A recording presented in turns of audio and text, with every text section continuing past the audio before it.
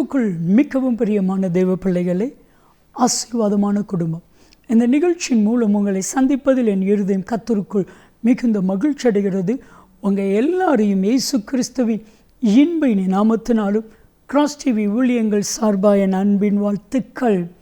இன்றைக்கும் திருச்சியை சார்ந்த ஜோசப் என்கிற அன்பு சகோதரருக்காக ஜெபிக்க போகிறோம். அவங்க ஜெபிக்கும்படி கேட்டுக்கொண்ட ஜெப விண்ணப்பம், மகன் திருமண காரியம் நல்லபடியாக நடக்கணும், என் மனைவி சர்க்குணம் அவங்களுடைய உடல்நிலை சுகமாகணும், அடிக்கடி வருகிற படபடப்பு அந்த வியாதி மாறணும், கர்த்தர் சுகத்தை கொடுக்கணும் அப்படின்னு கேட்டிருக்கிறாங்க. என் அன்புக்குரியவர்களை, நம்முடைய ஜெபத்திற்கு கர்த்தர் பதிலை கொடுத்து கொண்டிருக்கிறார். இன்றைக்கும் பதிலை கொடுப்பான். என்னோடு இணைந்து ஜெபிப்பீர்களா? நாம் ஜெபிக்கலாம். அன்பின் பரலோக பிதாவே, ஆசீர்வதிக்கப்பட்ட இந்த நல்ல வேலைக்காக உமக்கு நன்றி நன்றி நன்றி. இந்த வேலையிலும் அப்பா, திருச்சியை சார்ந்த அன்பு சகோதரர் ஜோசப், அவங்களுடைய மனைவி, பிள்ளைகள், அன்பு மகனுடைய திருமண காரியத்தை என் தேவன் வாய்க்க பண்ணுவீராக, வாய்க்க பண்ணுவீராக. மாத்திரம் அல்ல, அவங்களுடைய மனைவி சர்க்குணம் உடல் நிலை சரியாகட்டும், படபடப்பெல்லாம் மாறட்டும், ஆரோக்கியத்தை கர்த்தர் கட்டளையிடும். நீர் அப்படி செய்கிறதற்காய் நன்றி நன்றி நன்றி. நீங்கள் பேசுங்க, நாங்கள் கேட்கிறோம்.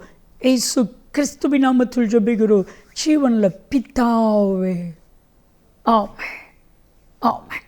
கிறிஸ்துவுக்குள் மிகவும் பிரியமான தெய்வ பிள்ளைகளே, ஆசீர்வாதமான குடும்பம். இந்த நிகழ்ச்சிக்காக ஆண்டவருடைய பாதத்தில் காத்திருந்த பொழுது தேவனாகிய கர்த்தர் சொன்ன காரியம், கர்த்தர் எல்லாம் பார்த்து கொள்வார்.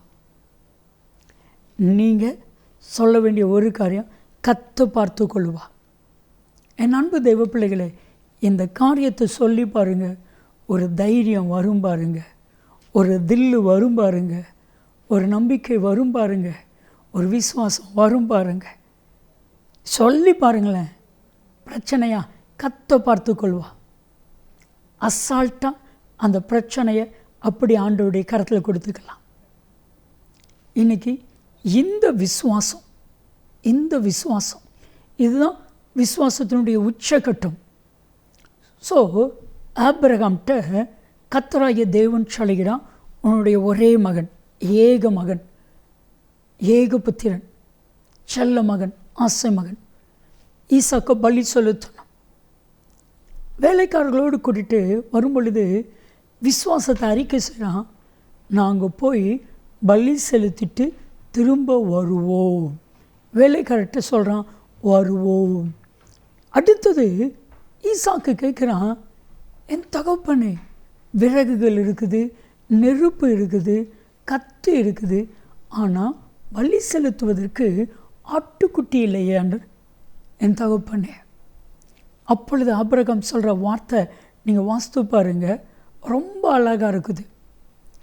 ஆதியாகமம் 22:14 வாஸ்து பாருங்க, 8 வாஸ்து பாருங்க. 8வது வசனத்தில் ஆபிரகாம் சொல்கிறாரு, ஆட்டுக்குட்டியாக கர்த்தர் பார்த்து கொள்வா.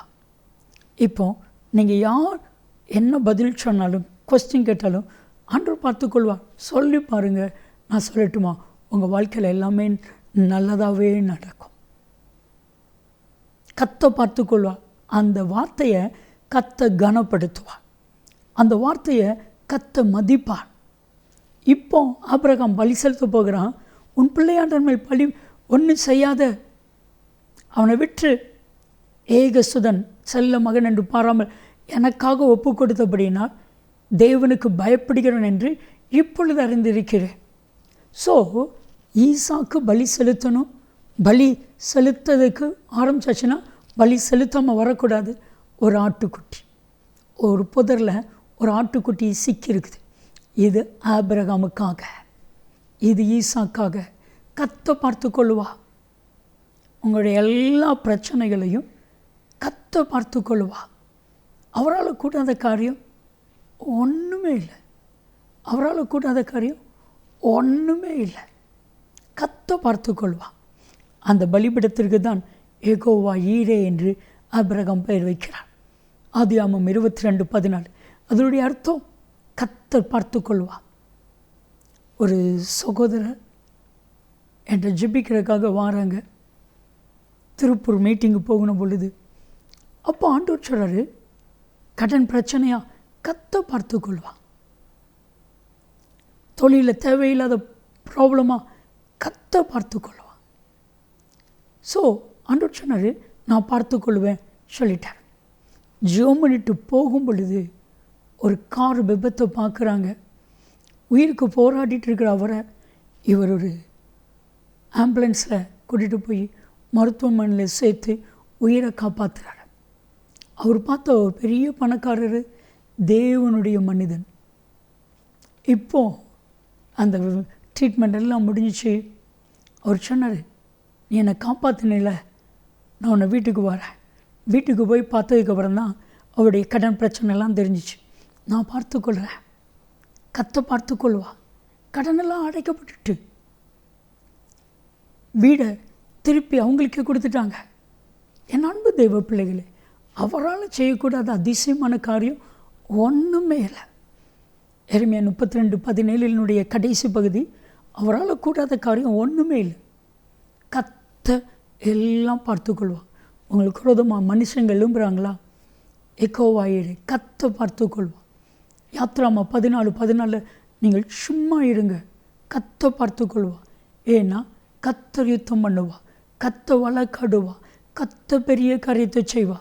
ஏன் நீங்கள் கலங்குறீங்க? எனக்கு கர்த்தருடைய வார்த்தை நான் பார்த்துக்கொள்வேன் அப்படின்னு ஆண்டவர் சொன்னான்னா எப்படி இருக்கணும்? எப்படி இருக்கும்? ஆண்டவர் பார்த்துக்கொள்வாரியா?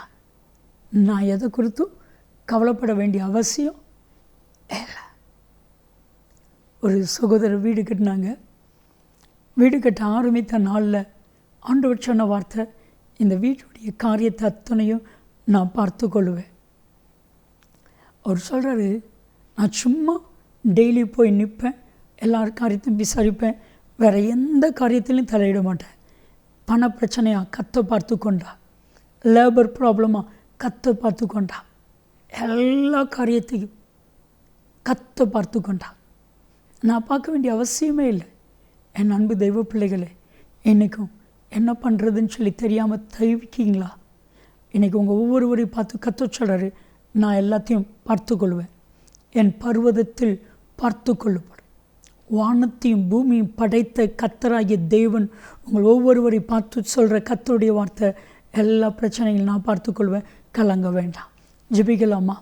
அன்பின் தகப்பன், எல்லா பிரச்சனையும் நீர் பார்த்து கொள்கிறதற்காக நன்றி.